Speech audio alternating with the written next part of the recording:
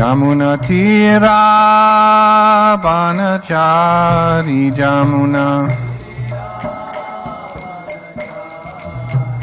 Jaya Radha Madhava Kunja Bihari Jaya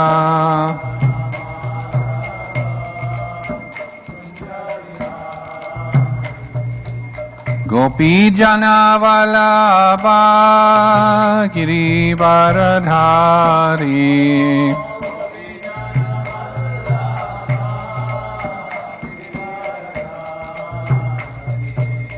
Yasodanandana Braja Janaranjana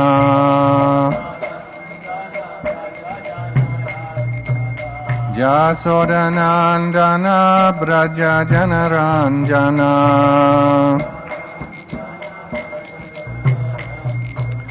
Jamuna Tira Banachari Jamuna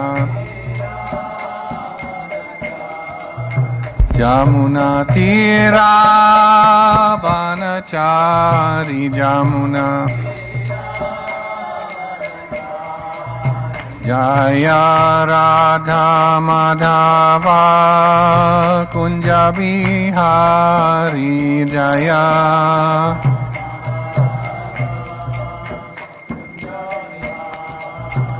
Jaya Radha Madhava Kunja Bihari Jaya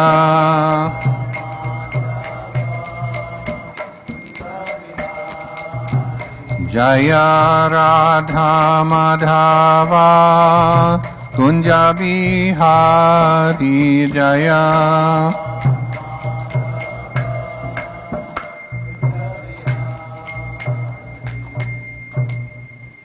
Jayam Vishnupad Paramahansa Paribrajikacharya Astotarasara Sri Srimad His Divine Grace Bhaktivedanta Swami Maharaj Srila Prabhupada Ki Jai Ananta Koti Vaishnavarinda Ki Jai Namacharya Srila Haridas Thakur Ki Jai Prem Se Kaho Shri Krishna Chaitanya Prabhu Nityananda Shri Advaita Gadadhar Shivasari Gaur Bhaktavinda Ki Jai Shri Shri Radha Krishna Gopinath Shama Kunda Radha Kunda Giri Govardhan Ki Jai Vrindavan Dham Ki Jai Mathura Dham Ki Jai Shri Maya Punavadip Dham Ki Jai Jagannath Puri Dham Ki Jai Jagannath Balaram Subhadra Ji Ki Jai Yamuna Mai Ki Jai Ganga Mai Ki Jai Tulasi Devi Ki Jai Bhakti Devi Ki Jai Samaveta Bhaktivinoda Ki Jai Sri Harinam Sankirtan Ki Jai Nitai Gaura Premanandi Hari Hari Mo. All glories to the assembled devotees. All glories to the assembled devotees. All glories to the assembled devotees.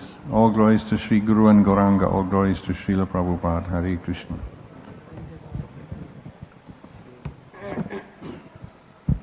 So before Prabhuji begins his Bhagavatam class, I would like to give his brief introduction. His Grace Gaur Mandal Bhumi Prabhu, an Australian by birth, joined ISKCON movement in 1972. He received initiation from Srila Prabhupada in February 1973. He is preaching in Indonesia since 1978 on Srila Prabhupada's order. He established many temples, student hostels, and a village community called Gita Nagari Baru. He has translated many of Srila Prabhupada's books into Indonesian language. He gives Bhagavad Gita and Srimad Bhagavatam classes across Indonesia in English. Asked me to speak on communication and how to give a lecture in Krishna consciousness. Later on we'll be speaking about, later on this morning, about Srila Gaur Kishore Das Babaji Maharaj. So this will be specific about how to give a lecture. I would like to request you to sort of move closer so you can see, even Mataji's also, come a bit closer so you can see it. The word Upanishad in Sanskrit means to sit close and listen. So when we have a class we should sit close and listen. Okay, so the topic is communication and how to give a lecture on Krishna consciousness. This is the menu of the full presentation. You can see there's quite a lot here. I'll be skipping over some of the more technical parts of this presentation, because this presentation is meant to be delivered in 2 hours and we have less than 1 hour. So I'll just skip over it and get to the point. This lecture was originally given to master's students in the State University of Hindu Dharma in Lombok in Indonesia, in Indonesian language. So I had to stay up late last night and translate it all into English. So I was previously in Indonesian language. So now we'll begin. This is the menu, introduction, definition, aims, objectives, traditional communication, information system, Vyasadev's difficulties in communicating the message of Vedas to the people, development of communication of Itihasa and Puranas into performing arts, and then the main part of the lecture is the standard system of literary works and lectures called Pancha Adhikarana, which is actually from Vedanta Sutra and quoted in Sri Chaitanya Charitamrita. And then my experience, almost 50 years of giving lectures on Krishna consciousness, starting off the week after I joined the temple in Melbourne. And best practices and worst practices, some tips which may be useful for you, and then finally the conclusion. Okay, so I'm sure all of you know that we live in an age of communication, information, and all sectors, including religion, we are required to be more efficient and effective in communicating and spreading information to people.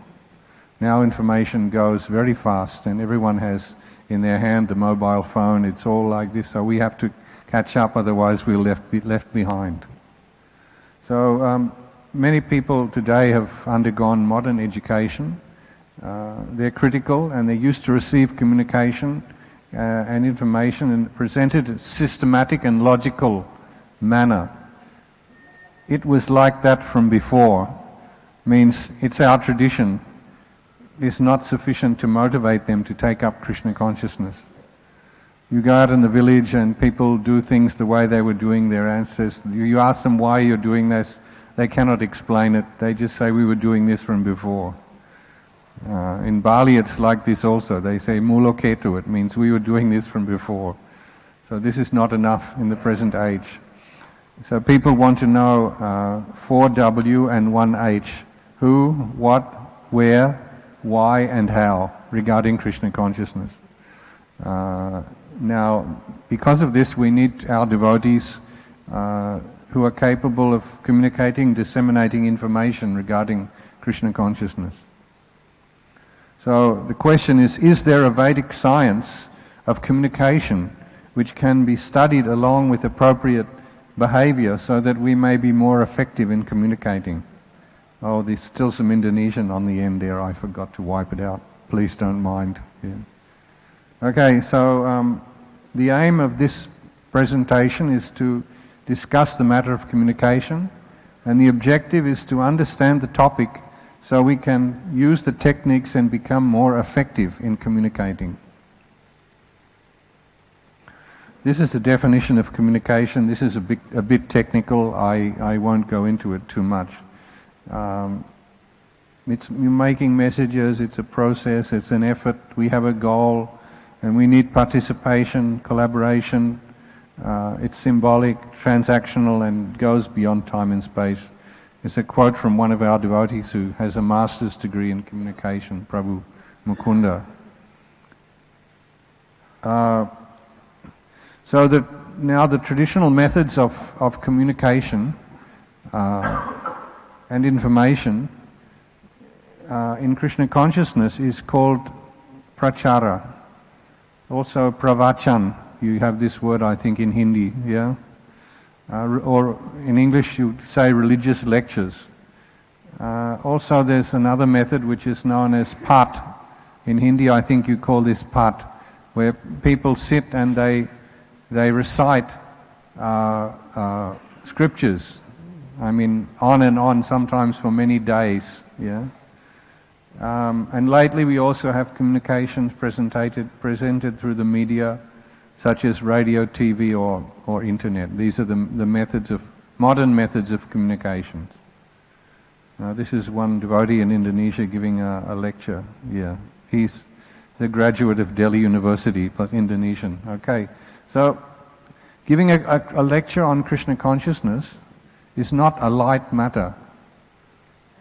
It cannot be done well unless one is empowered by Krishna. This verse we've quoted down here, Krishna Shakti, Vina Nahi, Tava Pravartana. You cannot preach Krishna consciousness unless you are empowered by Krishna himself.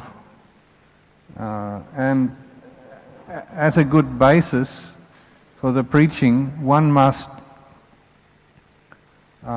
carry out the teachings one is delivering. They're saying in English that you have to practice what you preach. Otherwise people will not be convinced. Even if you can quote so many slokas, but if you are not practicing it yourself, then it will not be convincing to those who are listening. Yeah? Okay? What happened? Huh?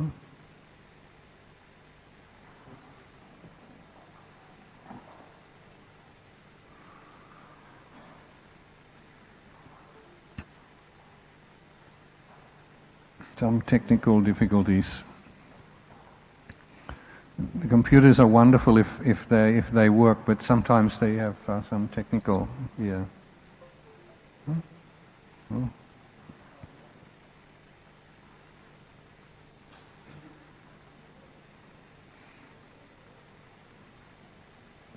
Okay.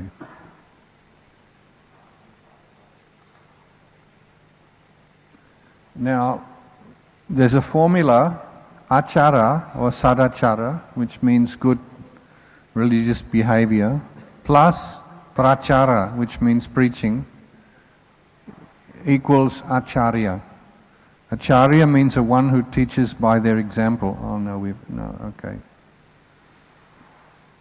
This is recommended by Krishna himself in the Bhagavad Gita. Yad yad acharati shreshtas tat tad evi taro janaha sayat pramanam kurute lokastad anuvartate. It means, I'm sure you know the meaning, yeah, that whatever actions are performed by a great man, common men will follow in the footsteps. And whatever standard he sets by exemplary action is pursued by the whole world. So one has to become like this. We have to, on one hand, have good behavior. On the other hand, we have to preach. If we only sit by ourselves and have good behavior, that's not very good. If we only preach but ourselves not well behaved, that will also not be good. So both of these things are necessary, and if that is there, then the person becomes what is known as acharya. It's a tradition before you speak to recite some prayers to request the mercy of Guru and Krishna. Om Jnana Timiranda. So you notice anyone will give a lecture before they'll say some prayers to their Guru and also to the deities, their worshipful deities, in order to request the mercy so that they can speak nicely. Yeah. So I'm also a shadow puppeteer, by the way, and in Indonesia puppeteers are very much respected in the way that gurus are respected in India.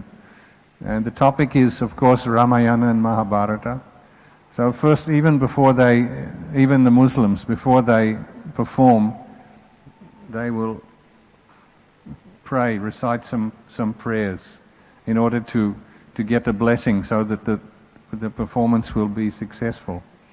And if you have a more complete puppetry performance, they even make offerings. They prepare, even the Muslims, they prepare offerings, flowers and fruits and all sorts of things, and recite a lot of mantras.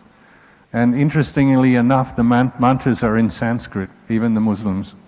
This is the mantra, this Alma Vignam Astu Namasidham. It means, may there be no impediments and may this performance be perfect. This is the mantra they use. Even the Muslims are also chanting this mantra in Sanskrit, yeah, because after all it's Ramayana and Mahabharata, yeah. Okay, so the different formats of lectures in Krishna consciousness. Usually, the most common one is to recite and the one verse, one shloka, and the translation, word for word translation, and then give some discussion on the verse, and followed by questions and answers. This is every ISKCON temple in the world. You can see this going on. There's also recitation of many verses with the translation and explanation if considered necessary. Among the Indian community, I'm sure you're familiar, they often have Pat, Ramayana Pat, and even Srimad Bhagavat Pat, Bhagavat Saptaha.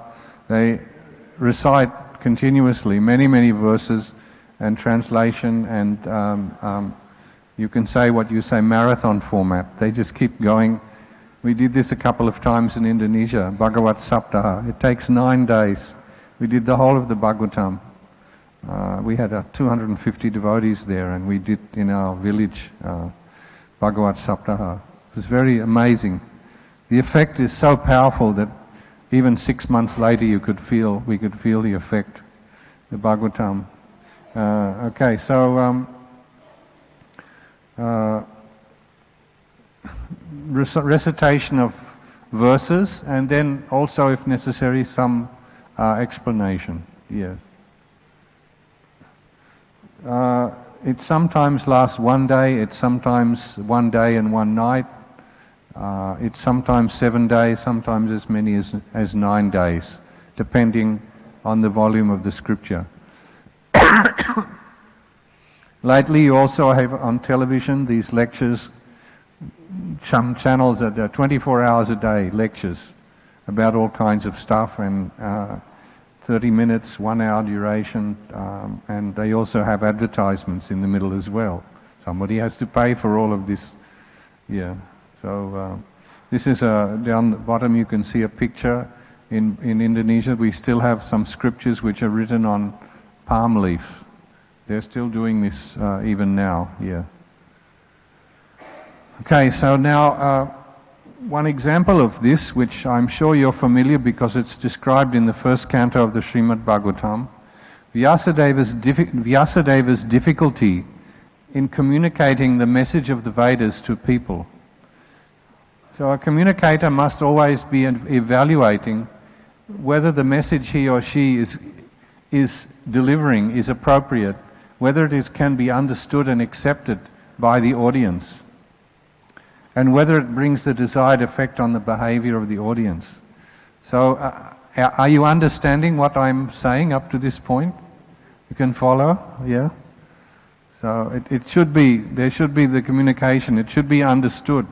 If I'm just talking and nobody's understanding, then that's my failure. Yeah. So, the communicator has to keep evaluating. If people are not listening, if they're playing with their mobile phones or falling asleep, there's something wrong, something has to be adjusted, yeah. And Vyasadeva experienced this situation after he compiled the Veda and divided into 4, yeah, Rik, Yajur, Sama and Atharva Vedas. He'd created all of these Vedas, but people were not able to understand. This was a big problem. So this is a picture of Badrinath or Badrikashram in the Himalayas, which was the ashram, or still is the ashram of Vyasadeva. The reason I put this picture is that some people think that this is all mythology. It's not mythology. Vyasadeva is a real person. He actually lived and lives in this place, and he actually compiled the Vedic literatures. It's not something which is like a myth, what they call mythology or fantasy. And here is the very cave where, on the bank of the Saraswati river, Vyasadeva compiled the Vedas. The place is still there. You can go, yeah, and see. Okay, so he detected the Vedas were difficult to understood by women, labourers, and less qualified members of the 3 Varnas. Sri Sudra Dvija Bandhunam Traina Shruti Gochara. So what is his strategy? How did Vyasadeva handle this situation that these people were not understanding the Vedas which he had compiled? So what he did was he compiled this epic Mahabharata, which is so famous and all over the world, so that the above mentioned groups could achieve perfection. So what it is in Mahabharata, Ramayana, and also in the Srimad Bhagavatam and other Puranic literatures, the Vedic philosophy is packaged in the form of stories. And these stories are very interesting and very attractive. And all over the world now this Indian television production of Ramayana and Mahabharata and Krishna Leela is gone all over the world. And everyone's watching, even the Muslim. They're also watching. They find it so attractive. In Indonesia, they had to install televisions in all the government offices. When they would put Ramayana and Mahabharata, then all the government officials would disappear from the office and go outside somewhere and watch it. So they had to put the televisions in the offices so that they could not leave the office and they could still watch Ramayana and Mahabharata. It's so attractive. Yeah. Even the Krishna Leela one also, the little Krishna, the one about the baby Krishna, that one also, people liked it so much. It's so attractive. Yeah. So the stories are really attractive, and the philosophy, the Vedic philosophy of Srila Vyasadeva is contained within those stories. It's packaged inside the stories. This was the strategy of Vyasadeva. So this is in the first canto. We know how Vyasadeva is feeling, even after compiling all of these literatures, was feeling dissatisfied. And he asked his guru that I've compiled all of these literatures, but I'm feeling dissatisfaction. What is wrong? We should, in our Krishna consciousness, be feeling happy. If we're not feeling happy, something wrong. Maybe we should ask our guru, what am I doing wrong? Yeah? Or ask some senior devotee for advice. Yeah. So Narada Muni came and spoke to Vyasadeva. Yeah. Anyway, this strategy of packaging religious communication in the form of historical narration is a technique which can be used effectively even now, so that the messages delivered can be well accepted. If we just have a philosophical lecture about the three phases of the absolute truth and so many things, most people, it just goes over their head. They're not interested to hear that. So we package it in the form of some stories, some Krishna Leela, Chaitanya Leela, stories from the Srimad Bhagavatam. That is very attractive, and people will listen with great attention and enjoy hearing the stories. Hare Krishna, Sri Sri Radha Vrindavan Chandra Ki Jai. They'll listen, and the philosophy is going in at the same time. Yeah?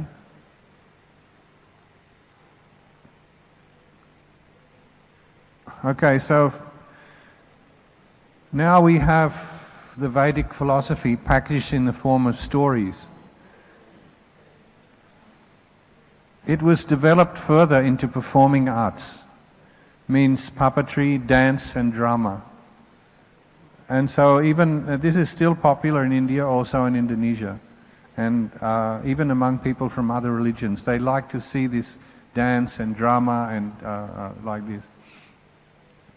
And the source material is the Puranas and the Ramayana, Mahabharata. In Indonesia, this has been going on at least since the 12th century, probably longer. I even saw evidence of like 7th century, 8th century puppets. People are crazy on these puppets. Even the president, the government ministers, they're crazy on watching these puppets of Ramayana and Mahabharata. Yeah. Okay, this is an example of one famous puppeteer in Bali. And this is the Javanese shadow puppet. Somebody was asking me yesterday, what is the shadow puppet? So they have a screen and a lamp, and then the puppets are made of buffalo hide, and they're cut like very, very intricately and designed. And so they have the performance. And the performance goes the whole night. You start at maybe 8 or 9 o'clock, and you go through until 4 a.m. in the morning. And people are listening with great attention. And it's all Ramayana and Mahabharata. So I'm doing this kind of things. So, okay. So it's noted previously, most people were illiterate. Very few people could read and write. And thus their access to communication information is very limited. They just depended on the oral communication. But this is another reason why the Ramayana, Mahabharata and Bhagavatam began to present it in the form of performing arts. Because people can watch, even if you can't read and write, you can still watch Rama Leela or Krishna Leela, and this way you can understand. Now, in the modern day and age, most people can read and write, isn't it? Even in India, I would say. Most people, maybe there are a few older people who cannot read and write, but now most people can read and write. Unfortunately, they're lazy to do so. Even if they can read and write, they do not like to read and write. And they spend their time watching television and videos and using an iPad, which does not require literacy. In order to use one of these, a mobile phone, you don't need to read and write. So people are just going like this. So this is another reason why the communication of the literature through performing arts is an effective way of delivering the messages. Modern education, they say that what if you hear, then you'll forget. If you see, you will also forget. But if you feel, then you'll never forget. So Ramayana, a good performance of Ramayana, Mahabharata or Bhagavatam stories, it brings the audience into the realm of feeling. They can actually feel what we know in Sanskrit as rasa. They can actually feel. And as a result of which, the philosophical content into their heart, and they'll never forget this. People, they become so much affected by this Leela here. In Java, they believe that it's not just entertainment, but it's also the moral guidance. Yeah, a lot of people are influenced. They asked the president of Indonesia, "Who is your hero?"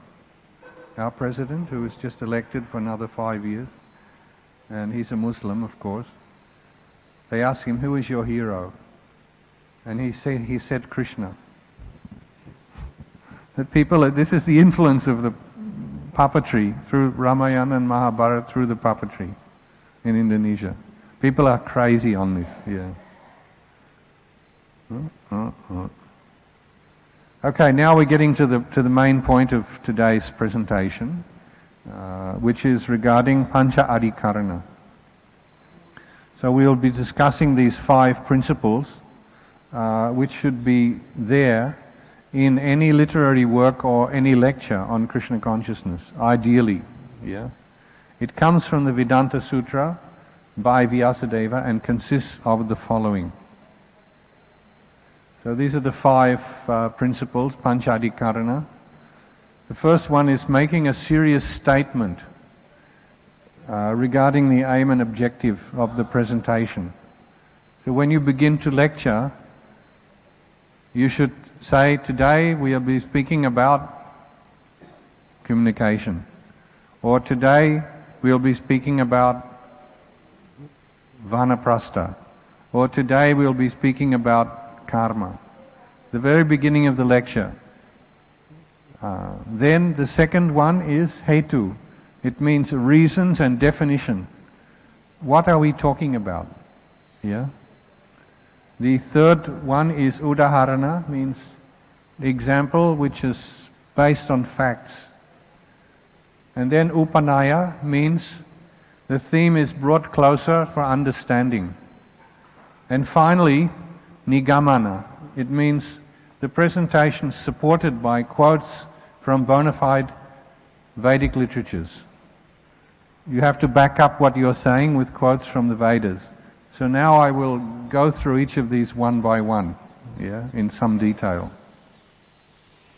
So the system is actually referred to in Bhagavad Gita.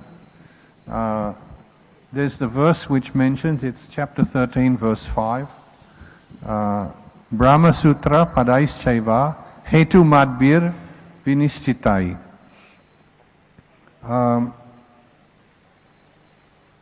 Especially presented in Vedanta Sutra with all logic regarding cause and effect. Hetu Madbi means Hetu and so on. So Hetu is one of the 5 Adhikaranas. So this is actually referring to the Pancha Adhikarana. The standard, the bona fide system of making a presentation. Okay, so the first one, making the statement, the initial statement. Every communication, both written and oral, must have a topic, an aim and objective. And the topic should be stated at the beginning, usually in one sentence. Today we'll be talking about deity worship. Today we'll be talking about whatever. So you start off in the beginning and say what you're going to talk about. And then the rest of the content of what you're speaking should be related to this topic. Yeah? The communication which doesn't have a topic or aim or objective is less effective.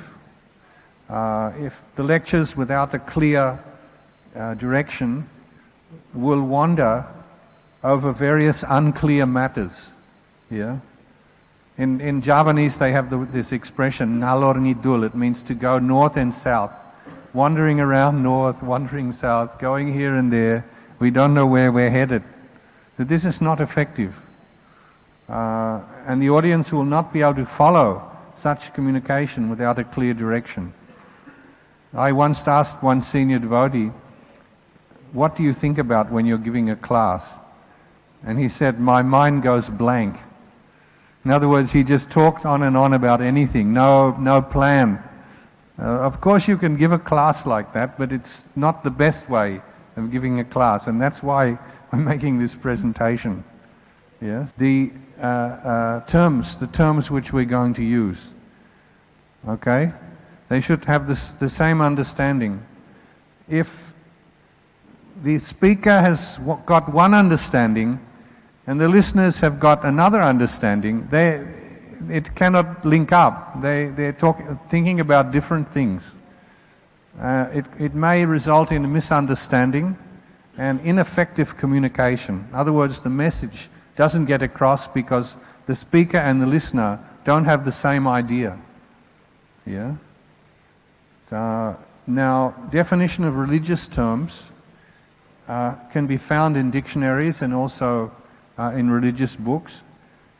Prabhupada, in many places in his books, he quotes from Nirukti Dictionary and Amarkosha about the different terminologies which we use. So the most bona fide definitions are direct quote from the Shastras, which is known as Shruti Paman. If you quote from the Shastra, then that is very authoritative. Yeah? And we should get into the habit of doing this. Okay. Now the next one is udaharana, means example which is based on various facts. So this is the essence of the presentation. We have to be expert in presenting actual facts and also using analysis and logic and common sense. And we should also keep in mind the topic, which was the first point which we made. Keep this in mind and not develop our communication to other irrelevant things, like talking about the cricket match and talking about what's going on in the market and all of this. Sometimes devotees do this. They talk about all kinds of stuff in the lecture. They wander off and not focusing on the topic. Yeah, so this is not the best thing to do. Now, the next one is upanaya, making the topic become closer to be understood. So we need to mention example from day-to-day life to relate our communication with people's day-to-day life. If it's all like philosophical, in the air, nothing which is relevant to people's day-to-day life, then what is the use? Why should they bother to listen? Why should they bother to remember what you said? And that's why the speaker will always study the audience before he starts speaking. This is mentioned in Hitopadesha also, that if a person speaks after studying the audience, that is a result of no ordinary austerity. We should study. I thought to talk about this because I realized that most of our audience here today are brahmacharis living in the ashram and people who are involved in the temple service, and obviously many times they'll be called upon to preach and to give lectures about Krishna consciousness. So this is something, a useful thing. So that's why I thought to talk about this. You see? Now,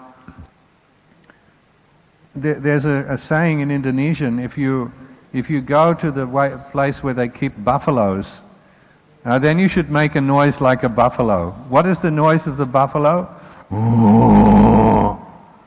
So if you go in the place where there are buffaloes, and you make a noise like a buffalo, the buffaloes they'll be very happy, they'll accept you.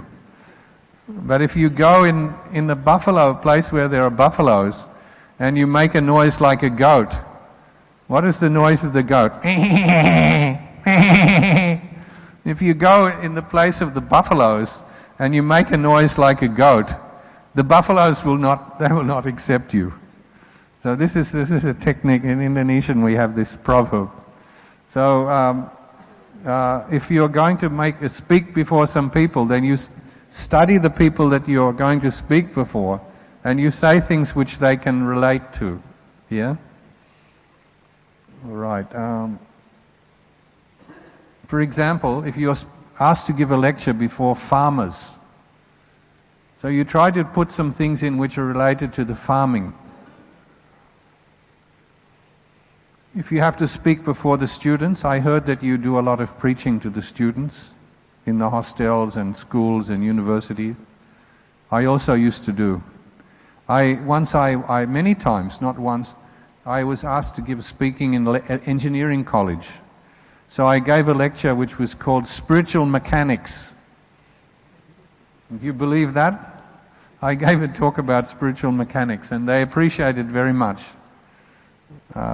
I won't go into detail because time is passing by. But basically what I did is I explained about how a car works, an automobile, the engine, the combustion engine, the gearbox, the transmission, the wheels and so on.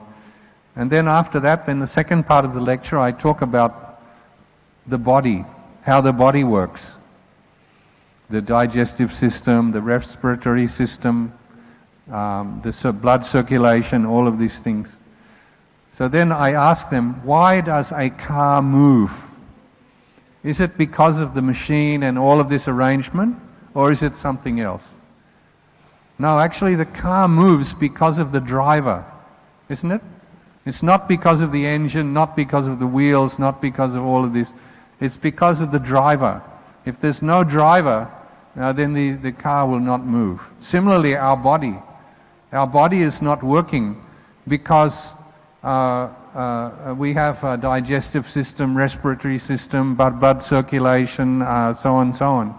The body is moving because the soul is there within the heart.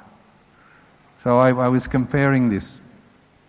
Just like the car will not move because without a driver, similarly, the body will not move. If the soul is gone out from the body, what happens?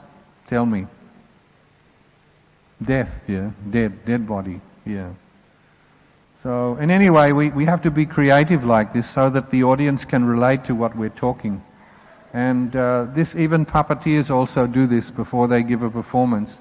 They have to sit for a few minutes and they have to observe all of the people who are there in the audience, and also the the situation, you can say ambience in the place. Only that, after that, they'll turn around and face the screen and then perform. This is, in Sanskrit, is called Desa Kala Patra, time, place and circumstance. Yeah? Now the final point of the 5 points is nigamana. It means content supported by authentic quotes from Vedic literatures. Communication of Krishna consciousness should always be based on Vedic literature, Shruti Praman, and not on mental speculation. Evidence in the form of quotes from Vedic literature, Shruti Praman, is the strongest compared to other kind of evidence. We also have Pratyaksha, which is direct perception, and Anuman, which is logic or inference. The strongest, if you can quote from Prabhupada's books, that is the strongest evidence. That is the very strongest evidence, cannot be refuted. So just like an advocate, a lawyer in the court, he will develop arguments by quoting from laws, isn't it? Before the court, he will quote, this law says like this, that law says like this case. So in this way he develops the legal argument. So similarly, in giving lectures, we have to base our lecture on quotes from Prabhupada's books. Yeah? Right. Now, in order to be able to communicate, we need, of course, to study Prabhupada's books regularly, which means every day. And also memorize verses from Prabhupada's books. And also the word for word and translation. This is not as so difficult as we may imagine. Sometimes devotees think, oh, learning slokas, my memory is no good, I can't remember the slokas and this and that. No, you recite one line of the verse, okay? Savadaman parityaja, over and over, one line. Savadaman parityaja. No, the first line. Savadaman parityaja. Savadaman parityaja. Sarvadaman parityaja. Over and over and over until you remember it. Then you do the second line. Mamekam sharanam vraja. We just recite this over and over. Then you do the first two lines. Savadaman parityaja, mamekam sharanam vraja. Ahang tvang sabapap. Then the third line. Ahang tvang sabapapebhyo. Yeah. Mokshai shami ma suchaha. That then you recite the third and fourth lines. Yeah. And then all of them together. Sarvadaman parityaja, mamekam sharanam vraja, ahang tvang sabapapebhyo, mokshai shami ma suchaha. Now together. Sarvadaman parityaja, mamekam sharanam vraja, ahang tvang sabapapebhyo, mokshai shami ma suchaha. So if you just do this over and over again, don't think, oh, my memory is no good, I can't, you know. Anybody can do this. Anybody. And if we do this, the effect, the side effect, it will make our memory become sharp and our consciousness become clear. Because our consciousness is full of the slokas, which is Krishna's own words. Anybody can do this, believe me, anybody. Brahmacharis or grihastas, matajis, you can learn slokas just by reciting over and over again. Anybody can do that. Don't be shy or like this. You can do it, I'm sure. I guarantee. Yeah. All right, now we'll just quickly, to finish up, we'll do some best and worst practices. This is good things and not so good things in my experience, yeah? Okay, to speak convincingly, we must practice what we preach. I said this already. If you're following it, then your words will have power. And this is achieved by regular sadhana. I notice that you all chant japa very well. This is very good. Very, very, very good example.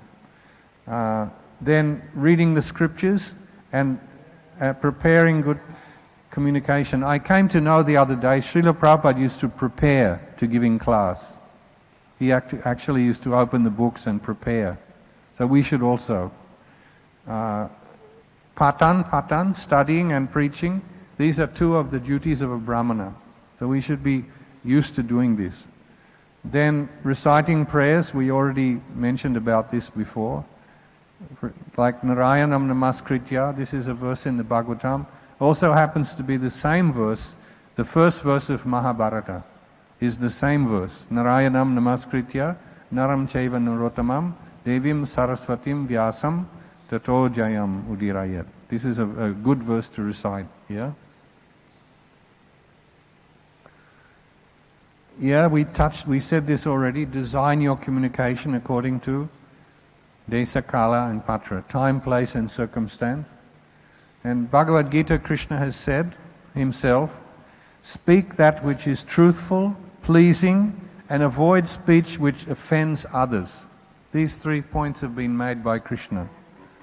Anudvega, karam vakyam, satyam, priyahitam, chayat. Krishna himself has advised like this. So, speak that is truthful. Don't speak lies. Speak that which is pleasing, which makes people happy. Well, Krishna consciousness naturally makes people happy. And then avoid a speech which offends others. These things, 3 things Krishna has advised. And speak with enthusiasm to benefit the audience, not to simply enjoy the sound of our own voice, which is coming out of the PA system. Some people like it very much to hear the sound of their own voice, isn't it? If you've got the microphone there and you hear your voice coming out loud and people are listening, it's a kind of pleasure. But that's not the purpose of giving the class. The purpose is to educate people, to benefit other people. Krishna consciousness is also strongly visual. So we should don't be ashamed to wear the proper devotee dress and other things like garlands and other paraphernalias. It's attractive and it's useful for the presentation. Yeah. Respecting the time limits. I'm respecting the time and I'm going to stop very soon, Prabhu. Revati Party, don't worry. And the ideal lecture is 30 to 40 minutes. Yeah. Beyond that, the concentration of the audience declines. It is proven by modern educational science. Prabhupada used to speak 30 minutes. That was it. Then there would be questions and answers. And keep eye contact with the audience. If you are talking like this, not looking at the audience, it's not good at all. People will not appreciate. Yeah? So don't talk at people, talk to people. You try to keep the eye contact with the audience. Yeah? Interactive communication is very good. Give some time for questions and answers. And sometimes ask questions to the audience. This will keep them on their toes.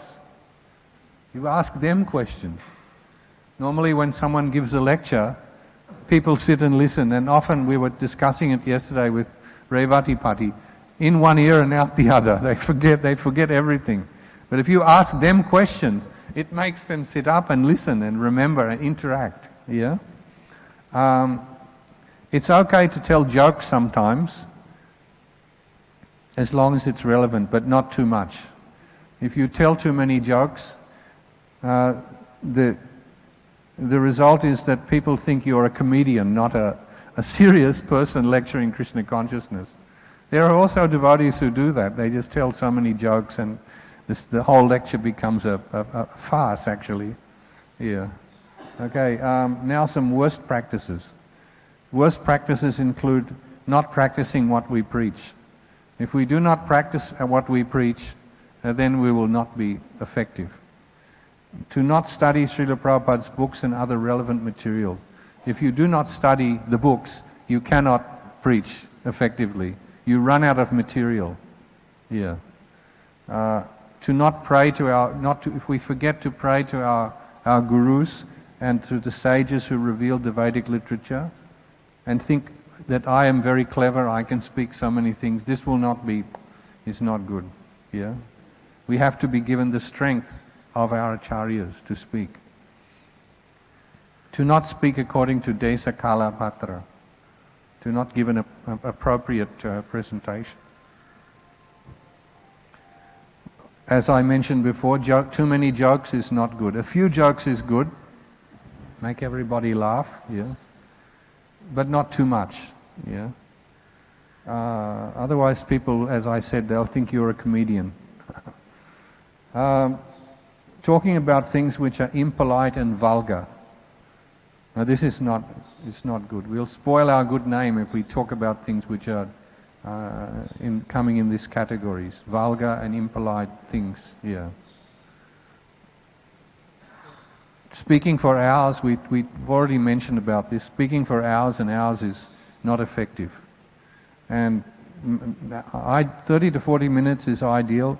In the schools and universities, one lecture is 30 or 40 minutes. So Prabhupada also the same, and we should also be the same.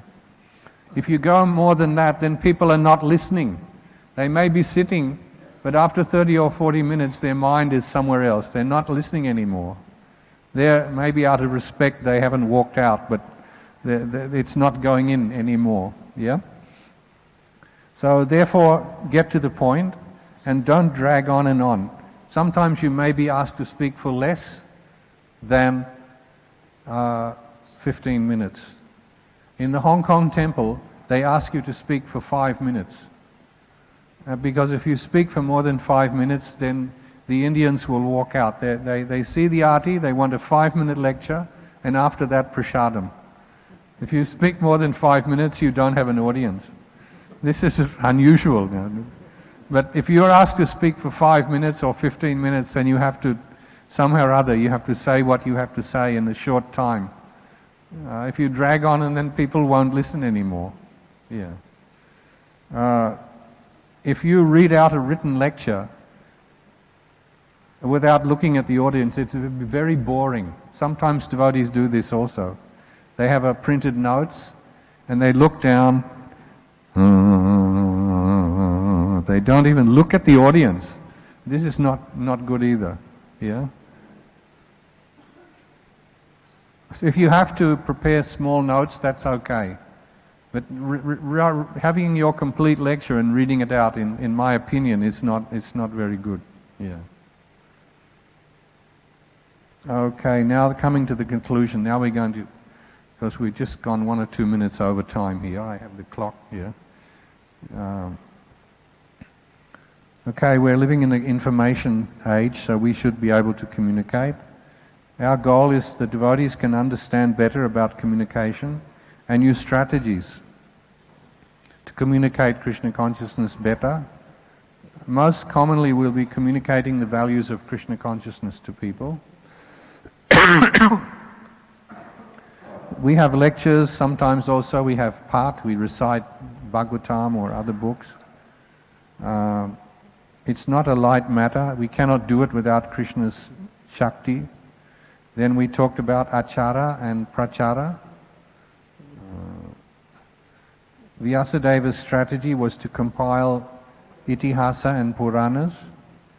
The Vedic philosophy is packaged in the form of stories. We can also do this.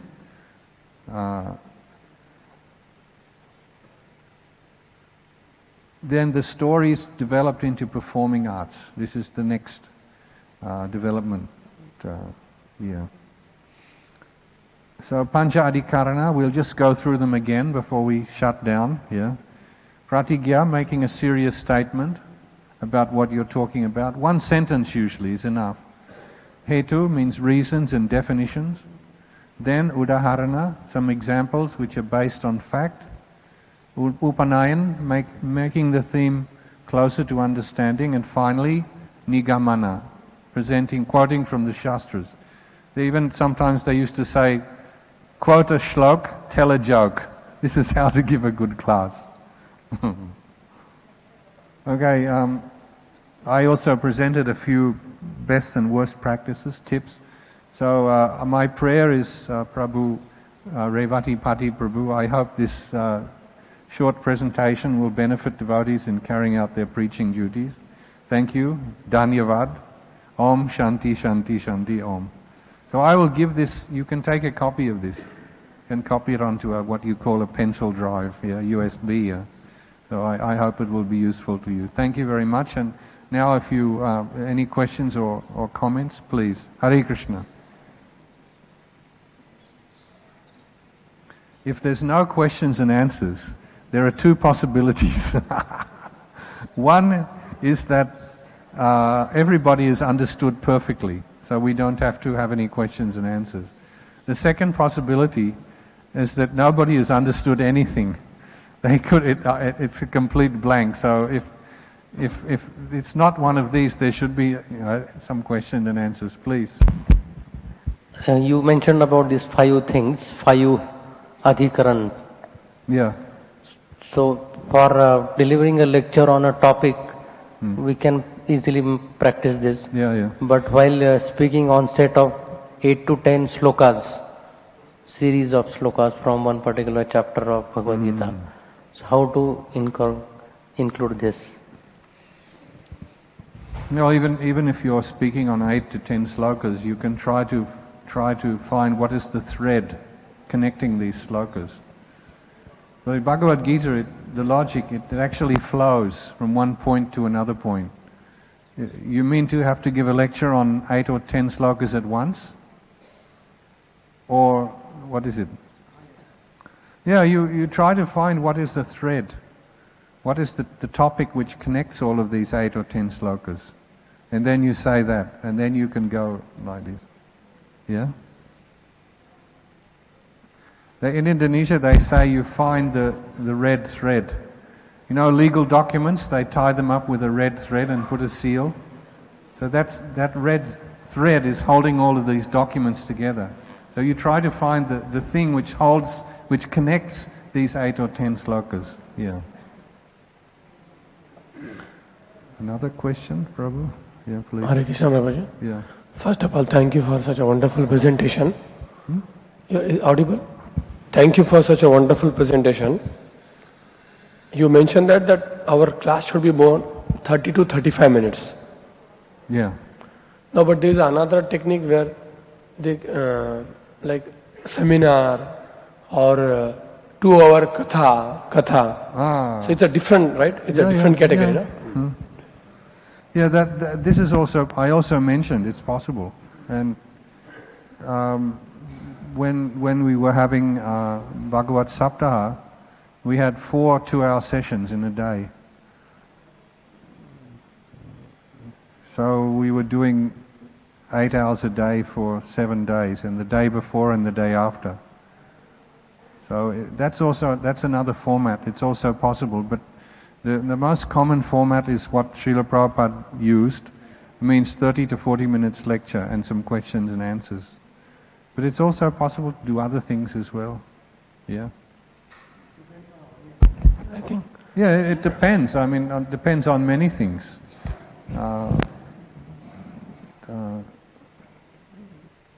People sometimes like to have this kata, or what they call pat. They do, one popular one is what the Ramayana pat, that they read from Ramcharitamanas. That takes around 24 hours to finish it. So they go on and on and on, and they stay up all night reading Ramayana, and it's nice poetry in Hindi. Whether the topic is totally bona fide is another question. Yeah.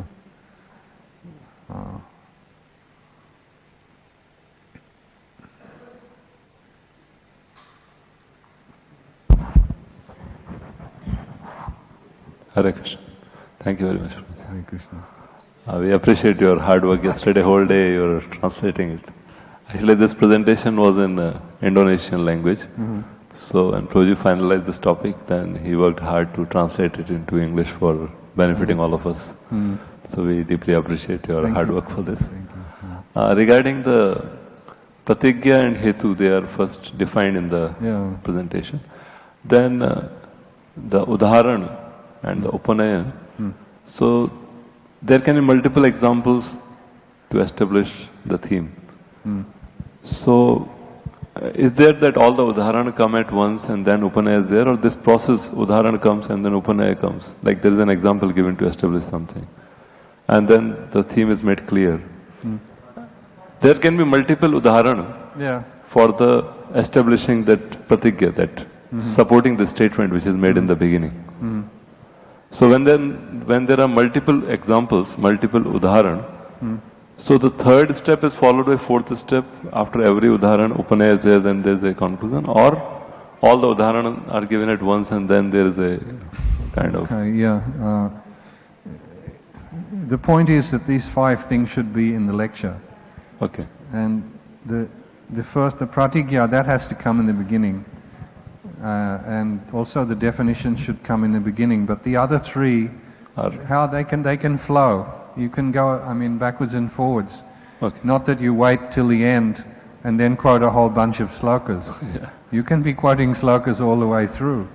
And you can be using logic and argument and examples from the Shastras all the way through. And giving examples from people's daily life, it can become here and there during the lecture. It doesn't necessarily have to be 1, 2, 3, 4, 5. You can go backwards and forwards, but the 5 elements should be there. Yeah. And then this will be considered to be a good quality lecture on Krishna consciousness. Now, not all devotees use this system. Yeah.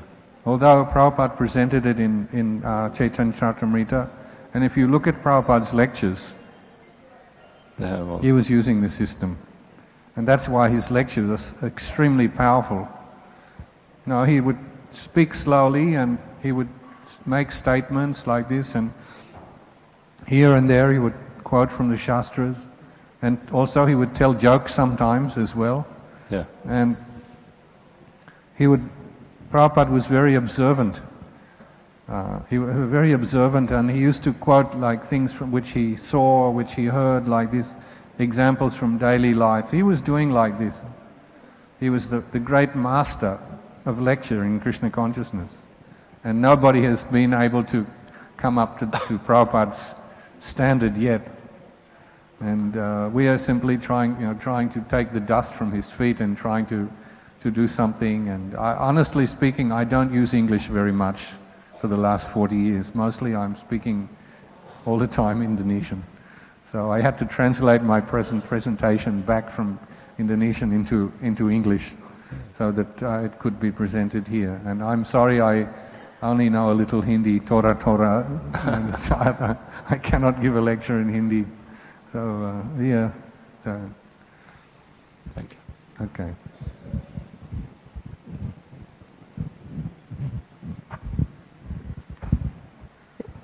Could you share something about preaching there in Oh, Indonesia? yeah, well, this is... Prabhu asked me last night, and I reflected on that, and I thought that there would not be enough time. But I have a lot of photographs, and I may probably still be here tomorrow. So maybe I can, tomorrow I think you asked me to speak on Bhagavatam, I'll do that. But I'll get some photographs together, we can show it, pictures. Indonesia basically is a very big country, which 270 million people, and having relations with India for a long time. It means thousands of years, even going back, even 1 million years. In Valmiki Ramayana, Lord Rama orders Hanuman to go to Javadvipa Saptarajya, go to the island of Java, which has 7 kingdoms. Go to Bali Dvipa, the island of Bali. Go to Suvarna Dvipa, which is Sumatra. Go to Varuna Dvipa, which is Borneo. So the islands of Indonesia are mentioned in Valmiki Ramayana. This is 1 million years back. And this was all part of what you know as Mahabharata, Greater India. India now is the size it is now, but it used to be bigger. The influence of India was spread all over the world. And Indonesia had these islands, a very close relationship with India. And even up to the time of the struggle for independence of India and the struggle for the independence of Indonesia went at the same time. Nehru and Indonesia's first president, Sukarno, were good friends, like this. And even now, Indonesia and India are very good friends. Now we don't need to pay for our visa anymore. You can come, you just dial online, they give you a visa. And similarly, any of you like to visit Indonesia, you don't need a visa. You just come, they'll give you 1 month visa free in the airport. Welcome to Indians in Indonesia. And people are very similar. They have a long history. There's a lot of old Hindu temples in Indonesia. And people are addicted to Ramayana and Mahabharata. They are addicted. They can't stop. They sit the whole night listening to Ramayana and Mahabharata. They know the stories and everything. They talk about it here. Even our president, as I mentioned, they asked him, who is your hero? And he said, Krishna. So this is Indonesia. We have, at the moment, I think 18 temples. And we also have some Krishna conscious student hostels in Lampung and in Yogyakarta. We have also got one village, Gita Nagari Baru, which is known as New Gita Nagari. It's in Sumatra. And there we have got 35 families, 150 devotees. We have a school and a temple and everything. We have a Yagyashala. We have Rath Yatra every week in our village. We go around the village with the deities. And like this, there's a lot of devotees. Altogether, I don't know, thousands of Indonesian devotees. And they like Krishna consciousness. They naturally become devotees. Anyway, this is just a few words, but if time permits, maybe tomorrow I can show you some pictures and tell you some stories. Yeah. And my wife is here, Anggalata berdiri sebentar, atau angkat tangan. It's my wife from Indonesia. She's from a Muslim family. She became a devotee. Yeah. So, yeah. Hare Krishna. I don't want to go on for too long. I said one should not go on for too long, so I have to follow my own words. Thank you once again, Prabhu, for asking me to speak. Hare Krishna.